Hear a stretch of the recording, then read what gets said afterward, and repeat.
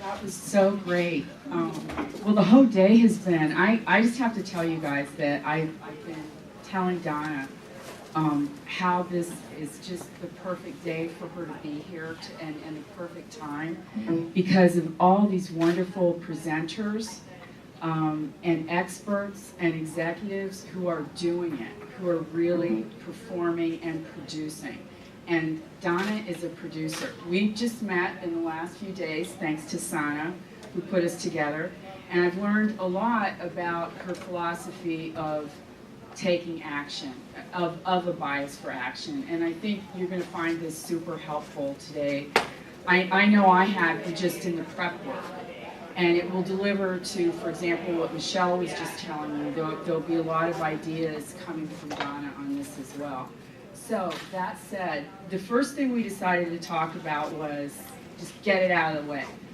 And it will be a good answer, I promise. What was the worst thing that ever happened? Thanks, Mary. So, first of all, it's such a pleasure to be here and look out at all these smiling faces. I can feel the warmth in the room, just that everybody's here to support each other, and that is what we're all about. So I've had this thing in my career about execution. I remember, one of my first job, I'm like, all these people thinking about strategy. What really matters is how are we going to deliver this? How are we going to make that happen? So Sana gave me the choice of which track to talk on, and I'm like, let's talk about how we do this. So I want to leave you with some very concrete ideas and tips that you can walk out and maybe implement or maybe decide they're really dumb ideas. But nevertheless, I'll share them, and if you can use them, great. But to answer your first question, what's the worst thing that happened? In my company, not this one, but the one before this one, I was running a company called Big Tent, which maybe if some of you might have heard of, because we had 1.1 million moms on the platform. Actually, still do. We sold it. We worked really hard. The founders and I came in as the CEO about a little less than a year into the adventure and joined the founders and went out about 9 months after joining the company and raised $5 million, which was a major accomplishment. And we were very proud of that. And that was closed the day before Christmas or 2 days before Christmas. And in January, the founder who built the whole application quit. So that was right up there with the worst thing that could happen because he had all the knowledge of what it was. He was the guy with the original vision, and he basically went to the board and he said, "I can't work with Donna. It's me or her." And I was like, "How can this happen? I've kind of prided myself on people skills." So it was quite a shock. And I thought, I knew. I wasn't completely clueless. I knew he was a little unhappy, but I thought fundraising is stressful. As Michelle said in the session before, it's just really, really stressful, and we're all not real happy going through that, but we prevailed. And, for him to leave when we had $5 million in the bank and the future ahead of us was just shocking. So it was kind of had to take a big step back and regroup and talk to the team, and, fortunately, none of the team decided to go with him, which was lucky for me. It took us about 4 months to find a new head of engineering. And in that meantime, we got the job done as best as we could and eventually brought a new guy in. But it was incredibly painful. So that's the worst. You've come back from the pain, clearly. Okay, so that leads to, obviously, what's the best thing? Yeah, much more fun. So I was catching Michelle's presentation where she was talking about don't raise money from VCs if you don't have to. So the best thing that just happened recently, which was we got totally rejected by all my friends on Sand Hill Road. So I worked in VC for almost 9 years for More David Out Ventures. I was a venture partner there, so my job was kind of, here's $3 million and Donna for 6 months, she'll help you get started. That's how I had so many different companies. So I was in 16 different startups for about 6 months each, which was fabulous. So through that experience, I got to know a lot of people on Sand Hill Road. So when we needed to go out and raise our Series A for Yifty, I thought, okay, great, well, we'll call up people So we called up people, we got lots of meetings, they all took meetings, but we wasted a ton of time because we just weren't the type of deal that Sand Hill Road was going to fund. So a couple of months into it, I was having breakfast with a mentor, and he said, well, what's your backup plan? You know, and I was like, might be a good idea to have one of those. So basically, you know, we kind of ended up rounding up quite a group of angels, many of whom are contacts, friends, you know, people that I went to school with many, many moons ago. Yifty's a really fun business, so it's easy for people to kind of get the idea and go, wow, that looks like fun. So fortunately, some of my friends from business school have had successful careers and are now able to throw in a few bucks on a flyer. So the round came together, and we have this phenomenal team now of investors who, in some ways, don't tell them I said this, but I think it's almost like they pay to help us grow the company. So they're totally bought in, and they're helpful, and they're all over the country. So when I need someone in Detroit, I've got an investor there. When I need contacts on Wall Street, I've got investors there. And it's incredible network of people that are helping grow the company. So the best thing that happened is we were rejected by Sand Hill Road. That caused me to go out and figure out Plan B. Donna, given that that you have a strong belief in company culture, and you brought in these private investors essentially to help you, one of the things that I found interesting in talking about what was happening today and what we heard today about empathy on the team, empathy in your circle, which could be your investors, your backers, in the case maybe some people with venture capitalists, others with angel investors. How do you then build a team that's able, and I think this is something everyone's interested in today. We've had a lot of questions actually about this. And following on to what Michelle said about hiring, what are your secrets? What are the things? I know you have some ideas that are really down to earth about running the company every day and how you keep this team atmosphere internally and then in that wider circle with investors and then later with customers and partners. How do you do it? Okay, so this is where some of the hopefully take-home things come for you. We have a weekly team meeting that we call WIGO, and credit goes to a woman named Lainey Whitcanack, who was the co-founder of Big Tent, who's phenomenal. She named it that. WIGO means what is going on. And every Monday afternoon, you have to limit to an hour so that people don't go on and on and on about what is going on. But we start off always with the question of the day, which is something completely random. So this one question was, tell us about someone that made a big difference in your life, or do you like dogs or cats, or what's, if you were going to have a last meal, what would it be? So it's just some random question that we kind of go around the table and people answer and just get to know each other. So the more random, the better on that. And then the agenda is basically, well, what's going on in product development, what's going on in marketing, what's going on in sales, what's going on with customers, and that sort of thing. And people just share what's going on.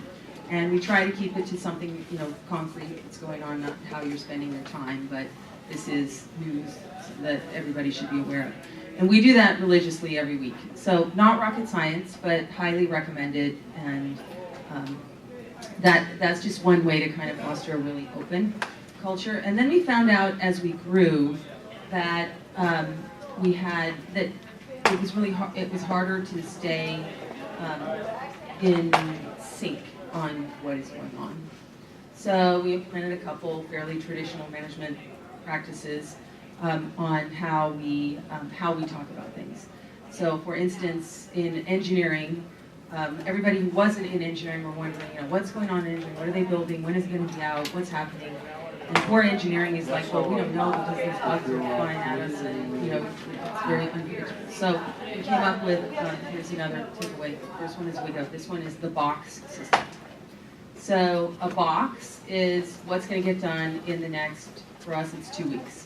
Some short amount of time. And we publish, this is what's going to get done in the next 2 weeks. And everybody knows what's going to get done in the next 2 weeks.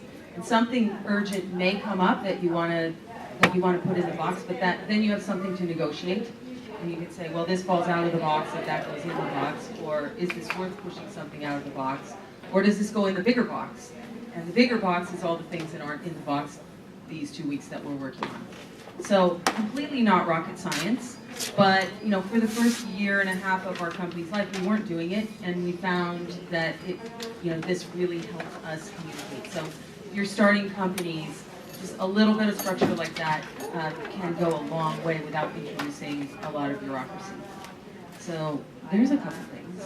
Maybe I'll turn it back over to you. On that, the question I have when I hear that, because I've encountered this in my work life, where you kind of think you have this transparent thing going on every couple of weeks. Everybody's produced a report or a memo that says this is what we're doing, and then all of a sudden something pops up 2 weeks later where there's, worst case it's a little bit of niggly saboteur kind of thing going on, where somebody goes, hey, I never agreed with that. Or why did you decide to do that? And it's like 2 or 3 weeks later and this has already moved forward.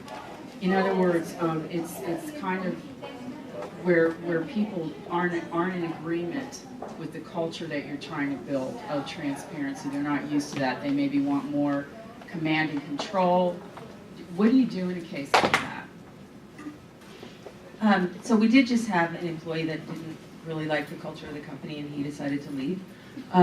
And what the biggest problem for him, which I think is somewhat related to your question, is he just wasn't participating. If it wasn't his immediate project, he wasn't participating. And we took him aside and we'd say, hey, we need you to contribute here, because the success of the company is everybody's job, not just your little narrow world. And he, in the end, he wasn't comfortable with that. But we just kind of put it on the table. So the part of that, another thing we have is I have a whiteboard in our conference room where we have our WIGO meetings that has all the metrics of how we run the company. So for us, it's the sales pipeline, so they can see who's in the top of the funnel and how many are making it down the funnel, and that's public for everyone to see, as well as the box is on another whiteboard in the same room, and the bigger box, the small box, and the big box, and then how many we're social mobile gifting business, how many gifts have been given, how many gifts have been redeemed, all that stuff is up there on the whiteboard for everybody to see. And I'll go in and update the stats, and when I do, I always look for, okay, what are the happy faces and the frowny faces, and those are things I'll point out in the team meeting and go, look, this is really good. We had a lot of gifts given last week. This is not so good. We didn't get enough new users, or whatever the issues are. And so every week, when you do that kind of even-handedly, so I always find some happy faces and some frowning faces. And when you do that evenly every week, then nothing's really a big deal. So, and I love having it on the whiteboard so that everyone can see, I love Google Docs and sharing things on that, and it's very efficient. But there's nothing like having it in your face on a whiteboard in a conference room that you use every day. So, so those are a couple more things. So, if people don't get on board with the plan, so we're very public with kind of people's objectives and sales and marketing and service and business development. They all have published monthly goals, so everybody knows what their goals are and what they're trying to accomplish, and everybody knows what's in the box.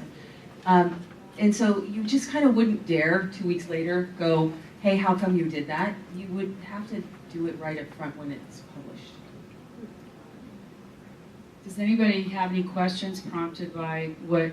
Yes. What's the difference between venture capitalists and angel investors? What's the difference between venture capitalists and angel investors? Okay, so VCs have a very formal structure. They generally have a team of people that make decisions together and invest as a team. They're not investing typically their own money, they're investing their limited partners' money.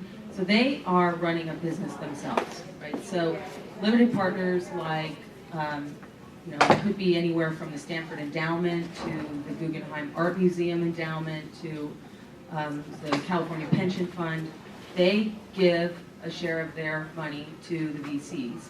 VCs pool all that together and they make basically commitments to their investors that they will make a certain return on investment. And it's their job to make that return on investment. It's a business. Angels, on the other hand, more generally are investing their own money. Oftentimes, VCs haven't been in the entrepreneur seat. They came up through some other route. Angel investors oftentimes were entrepreneurs and successful entrepreneurs and therefore have money to invest in other entrepreneurs, which is kind of interesting because in this round of funding I noticed a real difference in kind of the entrepreneur mindset as an investor versus the VC mindset as an investor. I saw that the entrepreneurs, people that built companies before, just said, I believe in you, I believe in what you're doing, let's do this. Whereas the professional investors looked around to see who else was doing it first. So I don't know if you guys have seen that, I don't want to overgeneralize. Okay. Go ahead. Well, I find it really interesting that accountability that seems to be a theme in the last couple of speakers. And I wonder, for you, the ability to visually break down so that it's understandable, because that kind of language has been, elusive. And I wonder if that's a gift that you notice for yourself, so that you have the ability to break it down and articulate it and make it work because we have accountability. Maybe, thank you. That's a nice thing to say. I try to make, we all screw up, right? So I try to make it so that, hey, there's frowny faces on here too. And there's happy faces on here, and it's not a problem. We will fix the frowny ones. So I try not to make people feel like they have to be perfect or that, we just have to try. And if you don't mess up now and then, you're not aiming high enough. So kind of expect not 100% hit rate. Thank you for saying that. Oh, sorry. Okay, sorry, Alex. I promised you. Oh, it sounded like what you were describing in your methodology is Scrum and agile development with 2-week sprints. Yeah, we debated whether it should be 2 weeks or a week or a month or whatever. 2 weeks is good for us. Yeah, it's fairly. And to her, the biggest challenge that I find is being able to communicate between non-technical and technical people in a company because you don't speak the same language. So finding someone who can bridge the non-technical and technical is critical. That would be her, right? Yes. I love that stuff. I've always, I teach marketing at Stanford. I teach in entrepreneurship, and I tell them, the product management job is the best job you could get because it will give you 1 foot in product development and 1 foot in sales. And if you can navigate those two constituencies, you're golden. Yeah, it's very hard. It's very hard to find people that are good at it. So if you have those skills, nurture them. We're going to do Alex and then Hey Donna, I'm curious, with all the things you've seen, the founders, and how fast they're moving, what's been the role of personal development, education, consciousness, and how does that relate to the company's success? So tell me kind of a little bit, like, do you think people go to classes or? Well, that's what I'm wondering is what have you seen, and especially when has it been a distraction versus when has it actually helped? Everything from meditation to retreats to facilitated transformational events. When is that a distraction? When is it actually relevant? So I have maybe a little different angle on that. I had a CEO coach in my last company because as CEO it's kind of lonely. And I can get kind of wrapped around my own issues, right? You're just focused on, you see all the issues, right? And it's like, how is this going to work? How's this going to work, right? And she kept telling me all the time, make it fun, Donna, make it fun. And so I did kind of adopt that mantra, that, keep it light because if people are having a good time at work, they'll figure out their way through. I think startups are a roller coaster, and I know startups are a roller coaster, and you have to have the good times in order to weather the down times of the startups. And so I guess I don't think in terms of meditation or that sort of thing. I think more in terms of, hey, let's all go do something and team build together. Let's go to a Giants game. So I don't know if that answers your question, or maybe I am just clueless and don't know enough about it. It's helpful, thank you. Okay. Last question. My question was for, since you're CEO, women over 45 going back to work after a period of time that they've been home with the kids. Love them. What do you, but within a company, how do you get those people back employed without having them step back? So I'm 55. Okay, great. And and having the time of my life in this startup. I was a little bit worried when a recent article published my age. I'm like, is that a good thing? Yes. So we have this really interesting mix at YIPTI. We have a bunch of 20-somethings and a bunch of 50-somethings. And it's fascinating because both constituencies bring different skills, different ways of thinking to the party, and I think we are so much stronger because of it. So we have a number, so of course, I was telling Mary when we were preparing for this, my girlfriends are like a huge part of my life. I couldn't do a startup if I didn't have my girlfriends, and couldn't go hiking with my girlfriends. And so women friends who've been off work for 12 years or 15 years will come to me and go, what do I do? And so, for instance, a friend just did that, and I said, first of all, your resume, this doesn't fly today. This resume that you had 18 years ago, throw it out. This is not how it's done. So you got to give some tough love. And then I said, and you got to get some relevant experience, because if you were in marketing 15 years ago, it's all different now. So go learn how to build a website. Go learn how Google Analytics. Go learn how to do this stuff, because that's the way marketing is done now. If the person is a marketing person. Well, I was going to say with the same thing with technology. If you were in IT 10 years ago, it's so different It's totally now. different. What do you, how do you gain that experience to go back into the market if you're over 45? So I said, go find a project you can do for somebody. And maybe you have to do it for free for the first time. But just get out there and get relevant experience, and you're kind of starting over again, and you have to recognize that. Hard, but it's doable. My sister took 15 years off, and took her 2 years to get a job. In that time, she learned how to build websites. She created a business, her own business on the web, and sold a product that she invented on the web herself. So, but now she just finished one job and got another job in a snap. So now she's back in. So it's doable. It's totally doable. Thank you, Mary. Thank you so much.